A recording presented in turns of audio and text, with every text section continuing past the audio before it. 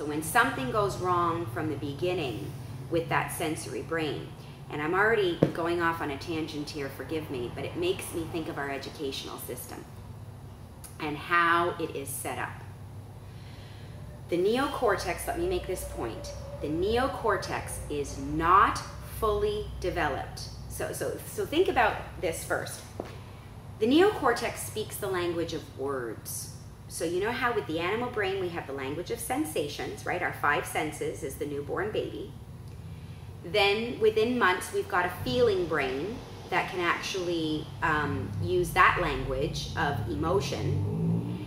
And then, what is it? It's about, 9 months old. We've got some real babbling going on, right? So words are starting to come on. As that neocortex starts to develop, we start to get words as a language. And so we've got babbling at 9 months. We've got single words at a year. We've got, by 2 years, we have 2 and 3 words that we're able to string together. But you get the idea that this is a developing, organ here, muscle, in response to the environment, that as it becomes more and more developed, then we get more and more language, right? So I have a 4.5-year-old, and he's got a wonderful command of language, but if you have a little 4.5-year-old, it still gets mixed up and there's no mastery or command of language yet. That's because the neocortex, the brain, is still developing. And in fact, it does not complete its development until we're in our mid-20s. Our mid-20s. So for those of you who made terrible decisions in college, or if you didn't go to college, in your early 20s, there's very good reason you were walking around with half a brain. I mean, really, we do not have a fully functioning brain until we're in our mid-20s. This is really important for us to get. The expectations that we have for our children are utterly ridiculous. The expectations that our school systems have for our students, they're utterly ridiculous. The neocortex needs to be much more fully developed than it is when our children enter school at kindergarten and are being given, homework packets and writing tests, and they're already supposed to know how to read. The brain is not ready at all. It is not developed to the degree that it needs to be. So what are we doing? What are we actually doing when we introduce our children to what they're not yet ready for, which is a lot of school, like, academics, right? School used to be just social and about play and about sensory experiences. It used to be about playing in the sandbox, learning how to cut, getting your hands in the clay, right? That was when education made sense. When education really was in sync with brain development.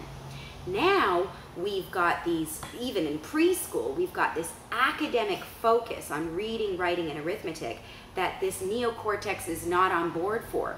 So in fact, what we're doing, we're agitating the animal brain. That's what we're doing. We're not speaking its language. We're trying to talk to our children in Chinese. Do you know what I'm saying?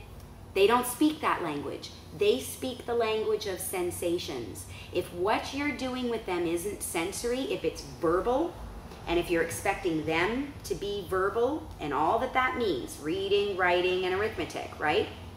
If that's what you're expecting, you're poking at that animal brain.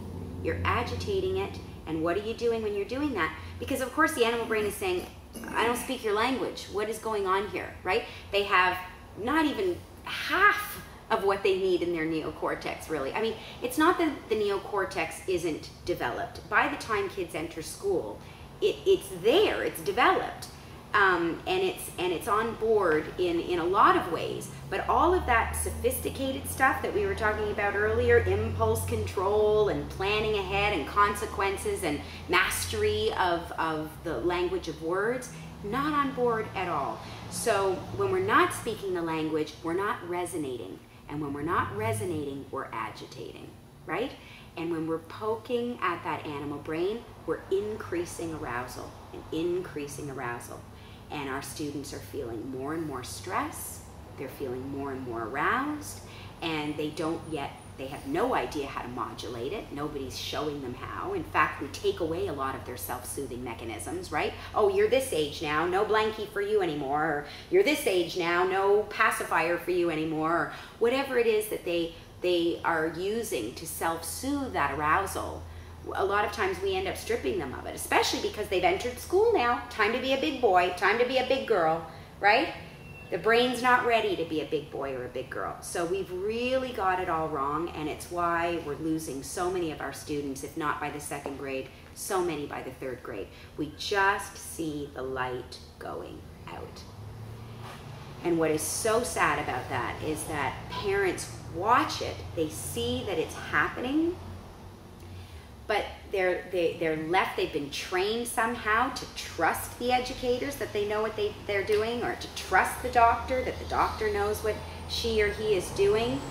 And yet a lot of these people have no clue about the neuroscience because it's so brand new. It really is hot off the press, and it's hot off the press every single day. If you're not going, you know, to neuroscience conferences 4 times a year like I try to do, you don't know what the newest findings are. It's happening all the time.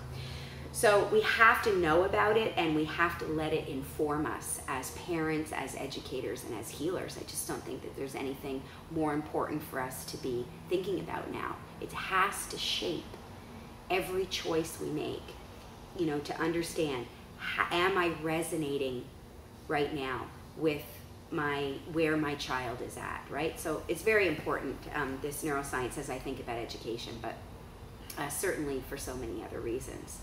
But this is, you know, the fact that I get to go to these neuroscience conferences is such a blessing. But what I want to be able to do is bring it back to people, bring that information back to people in a really accessible way, because no offense to they're all my heroes, these guys and gals that are doing this work, but it's not always so interesting to listen to. It can be, you know, sometimes it's really dry, you know, and they're not the best, researchers are not necessarily the best presenters, and, you know, so for me, I take it all in, being the brain nerd that I am, and then for whatever reason, you know, parents and educators tell me that I have this way of sort of getting it out there so that it feels accessible to them, and that's what I want. I just want to be sharing this information in a way that feels accessible to people, because it's so relevant to them. It's relevant to every single one of us. I don't care how old or how young. I work with educators now on having lessons with their students around this information. Talk to them about them. They know this is what's going on for them, and they know that this is what's missing, and that they're feeling so much inside, but nobody's really talking to them about what's going on. And I don't mean about emotions, I mean about sensations. They largely live in their animal brain, so their experiences are sensory, but nobody's really talking about what goes on from the neck down. We all kind of run from it, you know, avoidance, delay, denial. We like that sort of thing. We don't want to feel too much from the neck down because it doesn't always feel good, right? With this our arousal, we're not always in our optimum zone, so the arousal feels really big and really scary. So we want to go away somehow, dissociate, numb, avoid it, you know, go to happy hour. You know, we want to do something that's gonna take us out of that scary feeling that we may be getting from the arousal being there, right? So we have to learn how to modulate it for ourselves, and then we have to use that, you know, use our knowledge, you know, that we're gathering for ourselves and our own functioning, and share it with our students and our children and whoever wants to listen. But we can make it accessible to everyone is the point. And that's part of what, you know, makes me so passionate and excited about doing something like this this tape series here, to really make it accessible to everyone. So that's why I'm here.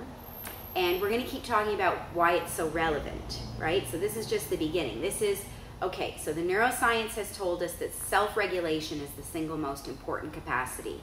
That if we possess it, and it's healthy and running, you know, automatically and well, then we can learn and behave in every way imaginable, right?